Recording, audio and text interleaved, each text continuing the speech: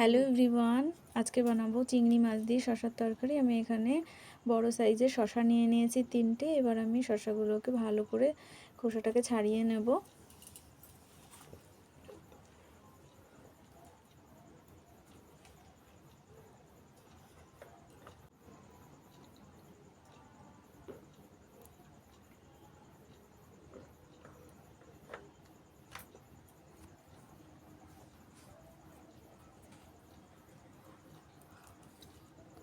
আমার এখানে শসাগুলো খোসা ছাড়ানো হয়ে গেছে। এবার আমি শসাগুলোকে একটু ভালো করে ধুয়ে নেব।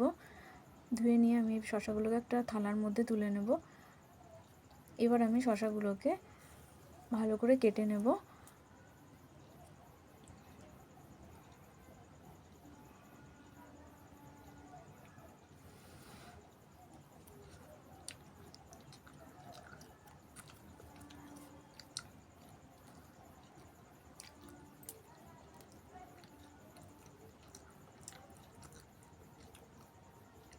শসাগুলো আমার কাটা হয়ে গেছে। এবার আমি একটা কড়াই নিয়ে নিয়েছি। কড়াইয়ের মধ্যে আমি সর্ষের তেল দিয়ে দিয়েছি বেশ কিছুটা।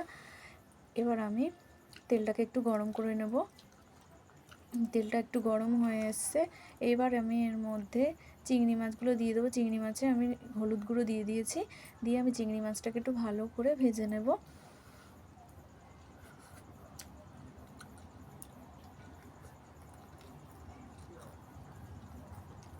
চিংড়ি মাছগুলো ভাজা হয়ে গেছে। এবার আমি একটা বাটির মধ্যে চিংড়ি মাছগুলোকে তুলে নেব।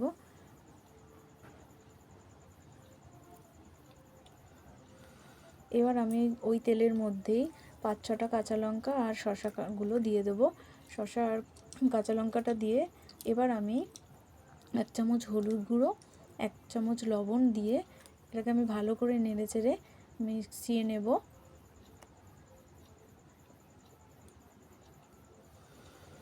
এটা আমি 1 থেকে 2 মিনিটের মতন একটু নেড়ে চেড়ে ভেজে নেব।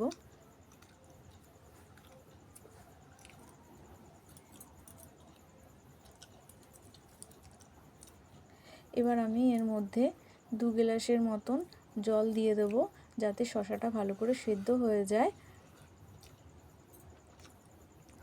এবার আমি একটুখানি নাড়িয়ে নেব।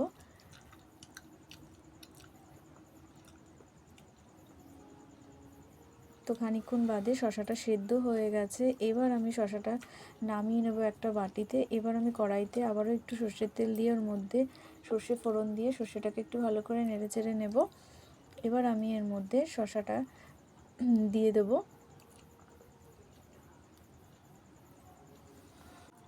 দিয়ে আমি ভালো করে নেড়ে চেড়ে নেব।